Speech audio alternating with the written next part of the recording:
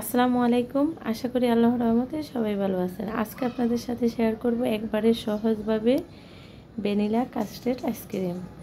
তো আমি সব সময় চেষ্টা করি একবারে সহজভাবে সহজ রেসিপি দেখানোর জন্য।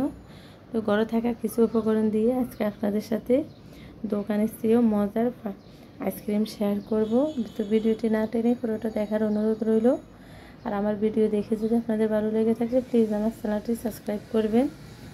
চুলার মধ্যে একটা পাতিল বসিয়ে দিয়েছি। পাতিলের মধ্যে 2 কাপ দুধ দিয়ে দিয়েছি আমি, তরল দুধগুলো আমি চুলা অন করে জাল করে নিব। এখন আমি দিয়ে দিচ্ছি কনডেন্স মিল্ক। তারপরে কনডেন্স মিল্কের পরিবর্তে চিনিও দিতে পারেন। আমি মিষ্টিটা যেহেতু কম খাই, আমি এই জন্য মিষ্টিটা কম করেই দিব। আপনারা আপনাদের স্বাদ অনুযায়ী মিষ্টি দিবেন। দুধগুলো ঘন হয়ে গেছে। এখানে আমি 3-4 চামচ কাস্টার্ড পাউডার নিয়েছি, ভ্যানিলা কাস্টার্ড পাউডার নিয়েছি। এখানে আমি আপনারা যে কোনো ফ্লেভারে নিতে পারেন। তো আমি এখানে একটা বোকামি করে ফেলছি, একবারে খুব বড় একটা বোকামি। আমি একবারে উতরানো দুধ কাস্টার্ড পাউডারের মধ্যে দিয়ে দিয়েছি। দেওয়ার সাথে সাথে আমার কাস্টার্ড পাউডারগুলো একবারে সিদ্ধ হয়ে গেছে। তা আমার মতো বোকামি আপনারাও করবেন না। আপনারা একবারে দুধ ঠান্ডা করে তারপরে কাস্টার্ড পাউডার দিয়ে মিশিয়ে নেবেন। তো পরে আমি কি করছি, একটু ঠান্ডা পানি দিয়ে ভালো করে সময় নিয়ে মিশিয়ে তারপরে দুধের সাথে দিয়ে দিয়েছি। তো এখন ভালো করে নেড়ে ঘন একটা ব্যাটার তৈরি করে নেব। আমরা যদি কাস্টার্ড পাউডারের মধ্যে গরম দুধ অথবা গরম পানি দিই তাহলে কাস্টার্ড পাউডারগুলো জমাট বেঁধে যাবে আর সিদ্ধ হয়ে যাবে। এই জন্য আমরা যদি পানি অথবা দুধ দিয়ে কাস্টার্ড পাউডার গলিয়ে নিই, এই পর্যায়ে একবারে ঠান্ডা করে নিতে হবে। তা আমার এই ব্যাটারটা হয়ে গেছে। আমি এখন চুলা বন্ধ করে এগুলা ঠান্ডা করে নিব। তা আমি একটা বাটিতে নিয়ে নিয়েছি। এখন এগুলো আমি একবারে ঠান্ডা হওয়ার জন্য রেখে দিব। এইদিকে আমি একটা বাটিতে কিছু ক্রিম নিয়েছি। এখন এগুলো আমি বিট করে নিব। ক্রিমটা আপনারা আপনাদের কতখানি আইসক্রিম তৈরি করবেন ওইভাবে নেবেন, ওই হিসাবে নেবেন। এখন আমি বিট করে নিচ্ছি। আমি সব সময় চেষ্টা করি সব রেসিপি একবারে সহজভাবে দেখানোর জন্য। আর এই ক্রিমগুলো আমাদেরকে ভালোভাবে বিট করে নিতে হবে।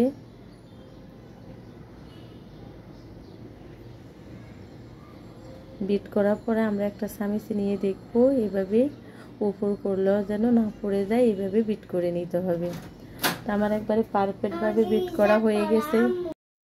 তো এখন আমি যে ওই দুধের সাথে কাস্টার্ড পাউডার মিশিয়েছি ওই ব্যাটারটা দিয়ে দিব। আর এইভাবে অবশ্যই একবার বাসায় আইসক্রিম তৈরি করে খেয়ে দেখবেন। আর দোকান থেকে কিনে খেতে ইচ্ছে করবে না। আমরা 100 টাকা খরচ করলে আমাদের এই আইসক্রিম তৈরি করা হয়ে যাবে। 1-1.5 লিটার আইসক্রিম আমরা একবারে তৈরি করে নিতে পারবো। আর দোকান থেকে 1 লিটার আইসক্রিম কিনতে গেলে আমাদেরকে 300-400 টাকা গুনতে হয়। তো আমার বিট করা হয়ে গেছে। আর আমার এই আইসক্রিমটা একটু দানা দানা আছে, যেহেতু আমার ওই যে কাস্টার্ড পাউডারগুলো চাকা চাকা হয়ে গেছে। তো আপনারাও আমার মতো ভুল করবেন না। আমি তখন কথা বলতে বলতে এই ভুলটা করে ফেলছি। এখন আমি একটা বাটিতে নিয়ে নেব। আমি এই বক্সে আর নেব না, বাকিগুলো অন্য একটা বক্সে নিয়ে নেব।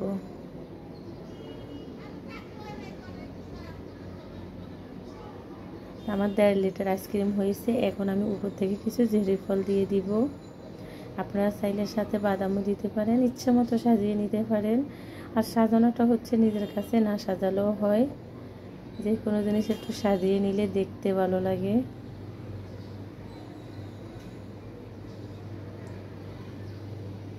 দেখেন কতটা সুন্দর দেখাচ্ছে।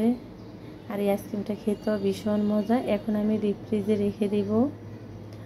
আমি রাত্রে বানিয়ে ডিপ ফ্রিজে রেখেছি। এখন পরের দিন সকালে বের করেছি। দেখেন কতটা সুন্দর হয়েছে। আমি আপনাদেরকে দেখিয়ে দিচ্ছি কেটে। মাশাআল্লাহ একবারে পারফেক্ট হয়েছে আমার আইসক্রিম তৈরি করা। এই প্রসেসে একবার আপনারা বাসায় আইসক্রিম তৈরি করে খেয়ে দেখবেন, ভীষণ ভালো লাগবে, ছোট বড় সবাই পছন্দ করবে। আর আমার এই রেসিপি যদি ভালো লেগে থাকে প্লিজ আমার চ্যানেলটি সাবস্ক্রাইব করবেন, লাইক দিবেন, শেয়ার করবেন। আলহামদুলিল্লাহ খেতে ভীষণ মজা হয়েছে।